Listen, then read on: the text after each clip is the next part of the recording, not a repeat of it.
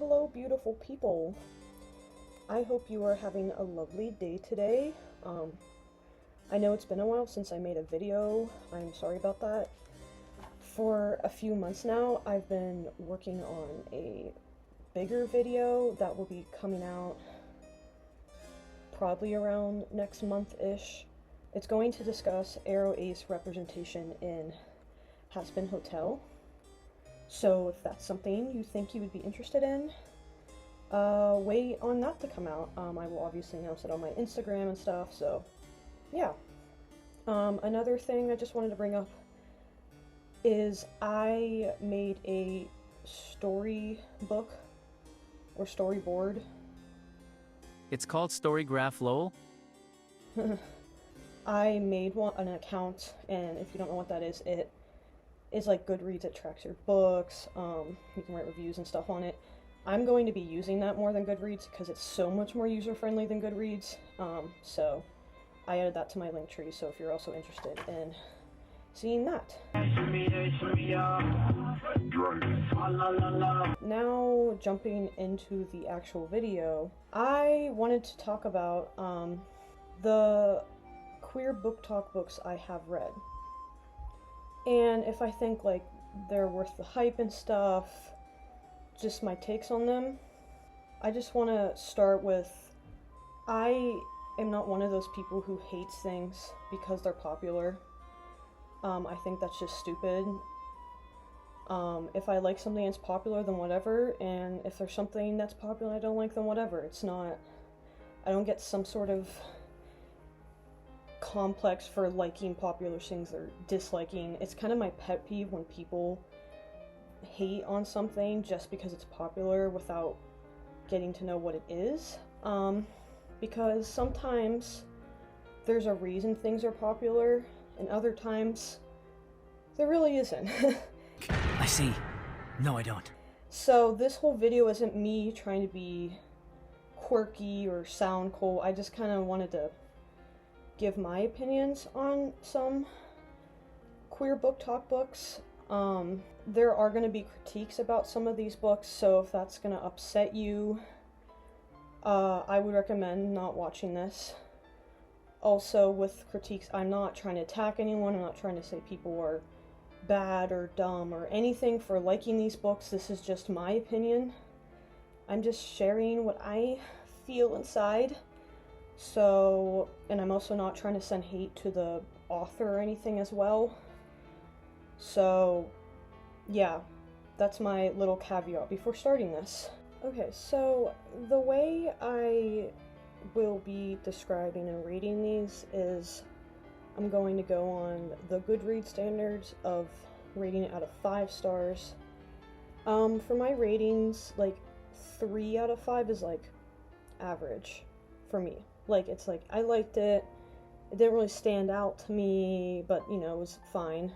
The queer Booktok books I will be talking about today are Six of Crows by Lee Bardugo, Cemetery Boys by Aidan Thomas, In Deeper Waters by F.T. Lukens, They Both Die at the End by Adam Silvera, House on the Cerulean Sea by T.J. Klune, Gideon the Ninth by Tamsin Muir.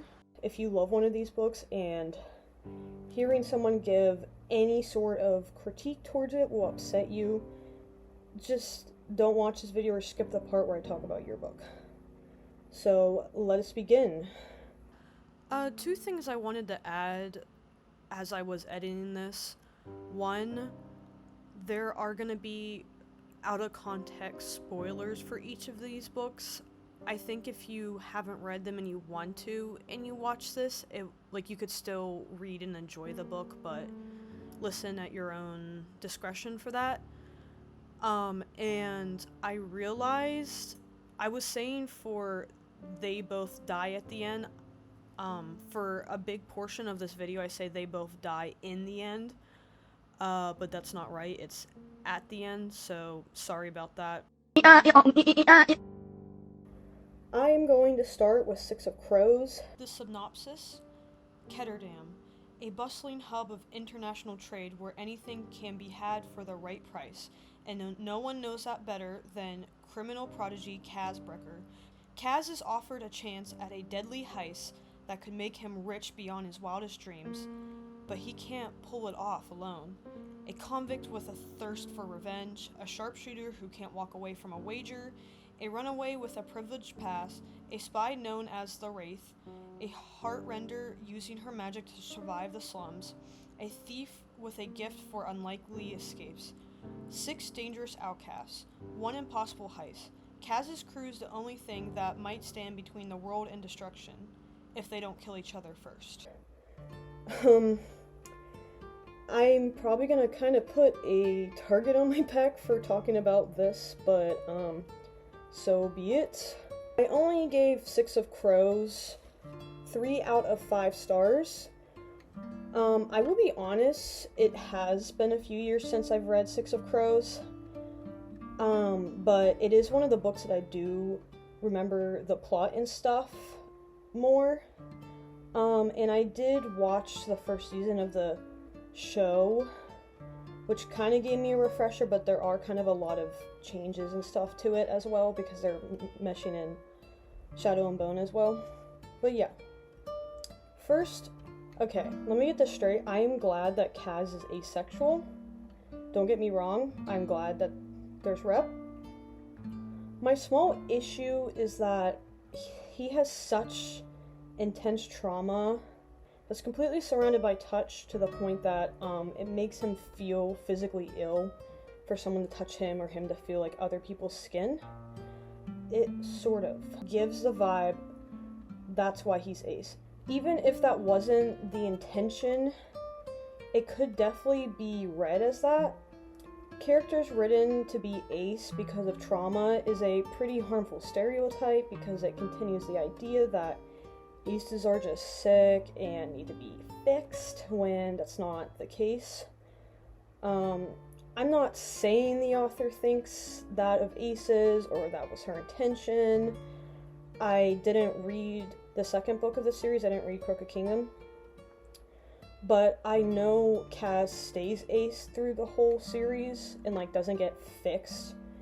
So I know, like, that's not the author's intention. The author's intention wasn't to make it seem like he's only ace because of trauma and stuff. It's just, I feel like I wish she was a little bit more careful with that and a little bit more mindful.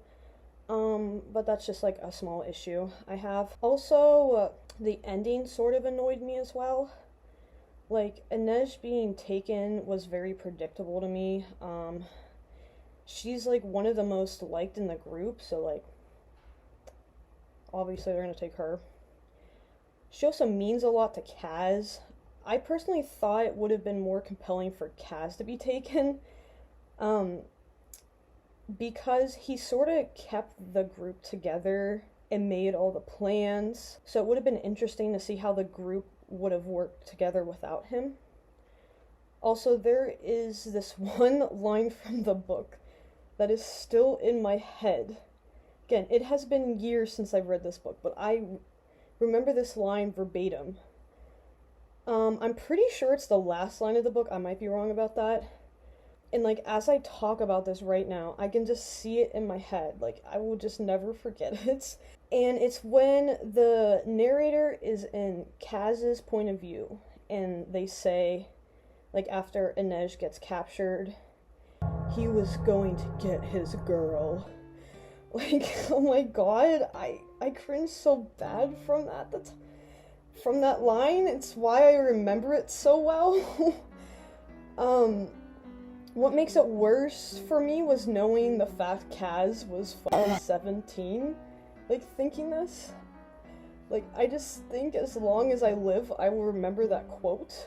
That isn't, like, some huge flaw of the book. It wasn't, like, a make or break for me. It was just kind of funny to me. Wasn't that big, it wasn't that big of a deal, but again, it's just always gonna be in my head now. Another thing is, like, I don't understand. When I learned that these characters were all minors except, like, Matthias, I think, he was, like, 18, I was shocked. Like, when I read this, I thought Matthias was, like, because I knew he was the oldest, I thought he was like 30. I thought everyone else was like 20s, 30s-ish. Like, I'm assuming, and I think I heard this, that the author wrote this book and then they had her make it YA to make it more like marketable. So I'm assuming she just didn't really try and change them to the like ages that they kind of assigned them with. Still, it was just like, it's just hard to believe for me. And even in the live action, I don't think the actors are teenagers. I don't know if they changed that, like they did decide to make them older in the live action or something. I'm not sure, but yeah, that's another thing. That's kind of a semi-common thing in YA for teenagers just to literally not act like teenagers at all. So again, that's not like a huge issue.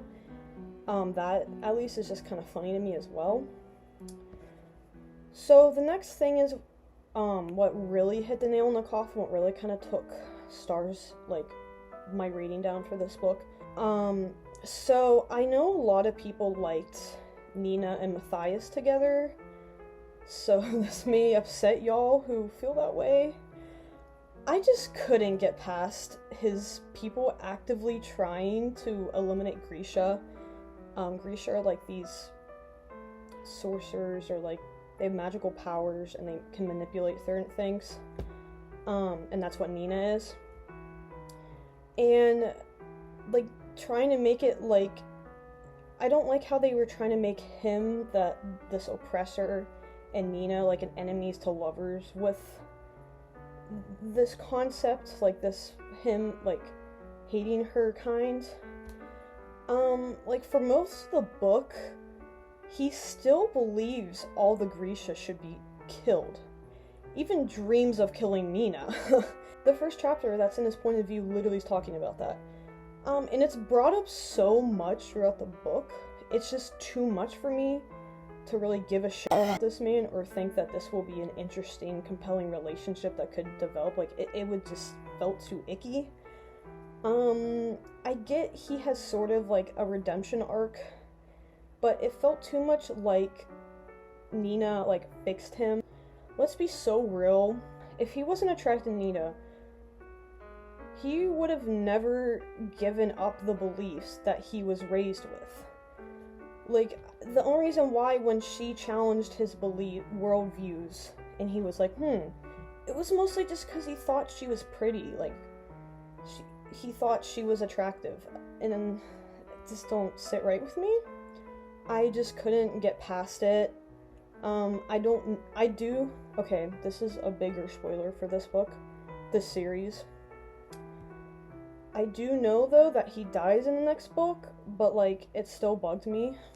Last thing in the front of the book, before the story actually starts, there's a list of the different type of Grisha, and that's the only spot that explains the different kinds. I didn't even realize it was there for majority of the book when I was reading it, so I was just semi-confused on the different names.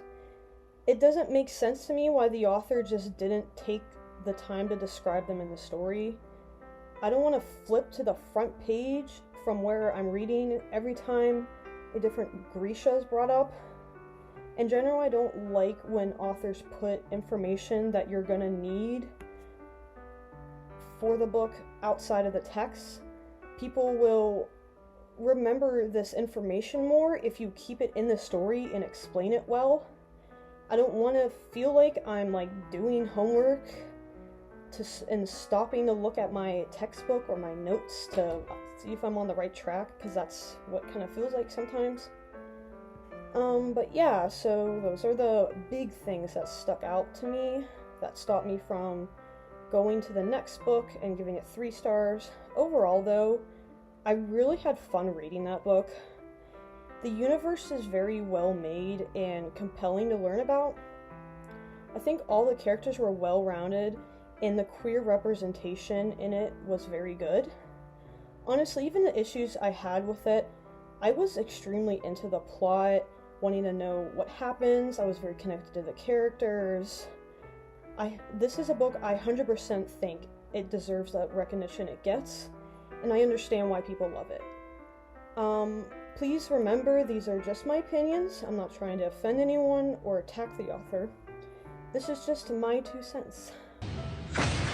Deal. ほう、向かってくるのか。 The next book I'm going to talk about is Cemetery Boys. The synopsis. In an attempt to prove himself a true Bruyo and gain his family's acceptance, Yadriel decides to summon his cousin's ghost and help him cross to the afterlife. But things get complicated when he accidentally summons the ghost of his high school's resident bad boy, Julian Diaz, and Julian won't go into death quietly. The 2 boys must work together if Yadriel is to move forward with his plan. But the more time Yadriel and Julian spend together, the harder it is to let each other go. I gave it 2 out of 5 stars. For this one, there was a lot that I liked with it. I love the world building and the magic system in it. I like the portrayal of a trans masked person in it. Honestly, if you're someone who wants to understand the trans experience for whatever reason, if you're questioning or if you just want to be a better ally, this is a good book to do so. You can really get into the shoes of the character and see what it's like to being trans, specifically trans mask, from day to day. I thought the main relationship in it was cute as well. I think also the dynamics between the family members and friends was well fleshed out for each character. My big issue with this book is it had so much potential, but I don't think it met its potential. It felt like the romance took over the main plot of the book to the point that it was an afterthought when it's a very interesting plot and deserved to have more time in the novel. The plot twist near the end of the story wasn't as impactful as it could be because the main plot wasn't significant enough to allow it to be as emotional as it could have been. It also just felt like the ending was rushed. I think it could have been very cool, but it just kind of fell flat. I know there's supposed to be a second book coming out. I'm not sure when, but I will definitely read it because I really want to learn more about these characters and this world. Okay, so the next book is In Deeper Waters. Synopsis. Prince Tao has long awaited his coming-of-age tour. After spending most of his life cloistered behind palace walls as he learns to keep his forbidden magic secret, he can finally see his family's kingdom for the first time. His first taste of adventure comes just 2 days into the journey, when their crew discovers a mysterious prisoner on a burning derelict vessel. Tasked with watching over the prisoner, Tal is surprised to feel an intense connection with the roguish Athlin. So when Athlin leaps overboard and disappears, Tal feels responsible and heartbroken, knowing Athlin could not have survived an open ocean. That is until Tal runs into Athlin days later on dry land, very much alive and as charming and secretive as ever. But before they can pursue anything further, Tal is kidnapped by pirates and held ransom in a plot to reveal his rumored powers and instigate a war. Tal must escape if he hopes to save his family and the kingdom, and Athlin might just be his only hope. So this is the first book of this author that I've read. I've read one other book by them, Spellbound. In Deeper Waters and that one were both solid 3 stars for me. This authors are good for a nice, easy, comfy read. If you want to read something interesting but not too heavy, I would definitely recommend these 2. Also, if you are someone who wants to read a book with an MLM couple that isn't hypersexualized or just about tragedy, I would recommend this one, In Deeper Waters. So far, the 2 books I've read, there hasn't been any smut in them, which I like as someone who doesn't really like reading smut. And it's also kind of nice because both of the pairings in both those books are minors. The main character in Spellbound might be 18, but still, that's still young. But yeah. And I think these books are very cute and all the characters are enjoyable. With In Deeper Waters, I just feel like the love interest could have been more fleshed out as a character more. I also feel like as the story progressed, the plot weakened. I feel like the ending with the Sea Witch shouldn't have been at the end. Like, it could have been put earlier on and made the rest of the book very interesting, being tied back to that point, that plot point. Instead, the ending felt rushed and it was just solved too easily, especially because it was very hyped up. Overall, though, I would say I had a fun time reading it and I would recommend it. Hey, what do you think of this? Okay, next one, They Both Die in the End. Synopsis. On September 5th, a little after midnight, Death Cast calls Mateo Torres and Rufus Emeterio to give them some bad news. They're going to die today. Mateo and Rufus are total strangers, but for different reasons, they're both looking to make a new friend on their end day. The good news, there's an app for that. It's called The Last Friend, and through it, Rufus and Mateo are about to meet up for one last great adventure to live a lifetime in a single day. Please don't throw pitchforks at me or send an angry mob at me for my takes for this one. I know a lot of people cried from this book and everyone is gonna hate me for this, but I really didn't care that much for this book. I think I gave it 2 out of 5 stars. This had such a dismal but interesting premise, but it was also trying to sort of be cute, and it just didn't mix well. It was also just boring a lot of times for me. Okay, so I'm gonna sound like a buffoon for saying this, but I was mad they actually both died in the end. I know it was the title of the book, but with such an absolute statement, I thought it'd be more compelling, there would be more of a different take to it. I just thought it was going to be different. I didn't think it was going to be exactly what you expected it to be. Or I thought that the two would try to fight fate, or we get a glimpse of why people actually know when this is going to happen, why there's a whole business that does this, how do they know this, all of that. It was just too predictable. Like, I sort of expected to be proved wrong that they wouldn't die. I was like, when I finished this, I wasn't like, no, they died. I was just more like, oh, okay, that's it.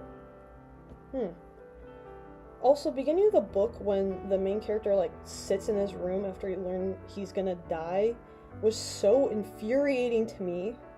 It didn't make me have sympathy for the character or build suspense. I was just like, go the outside, you dumbass. You're gonna die. Ugh, it just drove me crazy. Also, the romance in it was sort of shaky. It just felt like insta-love that happened purely because these two dudes were gonna die. Like, honestly, would they have fallen in love if it wasn't for their death day was the same day? Personally, don't like insta-love at all, so this didn't help me for the book. Again, I know a lot of people were a ride or die for this book, but it honestly didn't hit for me at all. So yeah, I'm sorry for those who loved that book or really were emotionally moved by it. Oh my god. House on the Cerulean Sea. Plot synopsis. Linus Baker leads a quiet, solitary life. At 40, he lives in a tiny house with a devious cat in his old records. As a caseworker at the department in charge of magical youth, he spends his days overseeing the well-being of children in government-sanctioned orphanages. When Linus is unexpectedly summoned by extremely upper management, he's given a curious and highly classified assignment: travel to Marsailla's Island Orphanage, where 6 dangerous children reside: a gnome, a sprite, a wyvern, an unidentifiable green blob, a Pomeranian, and the Antichrist. Linus must set aside his fears and determine whether or not they're likely to bring about the end of days. But the children aren't the only secret the island keeps. Their caretaker is the charming and enigmatic Arthur Parnassus, who will do anything to keep his words safe. As Arthur and Linus grow closer, long-held secrets are exposed, and Linus must make a choice: destroy home or watch the world burn. I love this book so much. I gave it 4 out of 5 stars. It was so comforting, and seeing a wholesome relationship between 2 queer adults rather than just teenagers was great to see. I feel like with a lot of adult MLM, it can jump to being raunchy, so this was nice. The vibes of the island and the orphanage were just, ugh. It was like a warm blanket, like I just loved it. It was just so nice. It portrayed Arthur and the kids he was looking after as such a good found family. So if you like that trope, I definitely recommend this book. I also love the message that you aren't what people expect you to be, and that people fear what they don't understand. The whole book is just beautiful. It's like drinking hot chocolate after being in the cold for a while. Last on my list is Gideon the Ninth. Synopsis. The Emperor needs necromancers. The 9th necromancer needs a swordswoman. Gideon has a sword, some dirty magazines, and no more time for undead nonsense. Tamsin Muir's Gideon the Ninth unveils a solar system of swordplay, cutthroat politics, and lesbian necromancers. Brought up by unfriendly, ossifying nuns, ancient retainers, and countless skeletons, Gideon is ready to abandon a life of servitude in an afterlife as a reanimated corpse. She packs up her sword, her shoes, and her dirty magazines, prepares to launch her daring escape, but her childhood nemesis won't set her free without a service. Harrowhark Nona Gesimus, Reverend Daughter of the 9th House and Bone Witch Extraordinaire, has been summoned into action. The Emperor has invited the heirs to each of his loyal houses to a deadly trial of wits and skill. If Harrowhark succeeds, she will become an immortal, all-powerful servant of the resurrection, but no necromancer can ascend without their cavalier. Without Gideon's sword, Harrow will fail, and the 9th house will die. Of course, some things are better left dead. I'm so sorry. I can't get through it. I've tried 3 times to read it, and I can't. The last time I got around halfway through the book, and just nothing fucking happens for the first half. Like, things just started to happen at the point I got to. Getting fucking around the castle thing she is in wasn't interesting enough. That could have been cut out so much.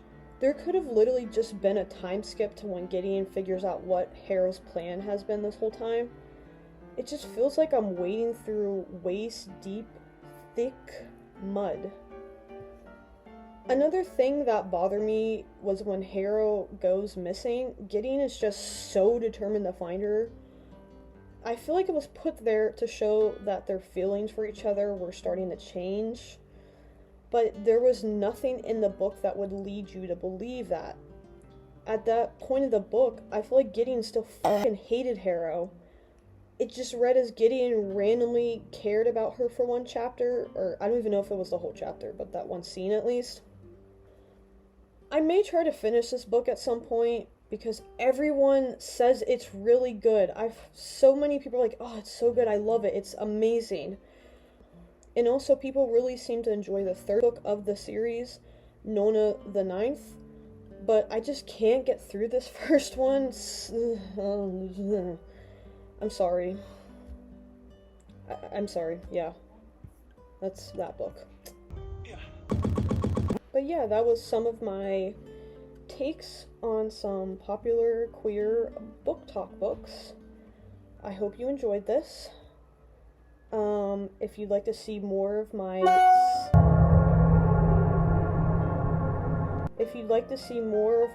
sexy mask here, you can check out my Instagram, my Storygraph. I have more videos on YouTube, and I have a big one coming out soon. Yeah, that's all the stuff I have. And yeah, I also have a Patreon. Forgot about that. You can check that out too. And yeah, that's it. See y'all later. Mwah.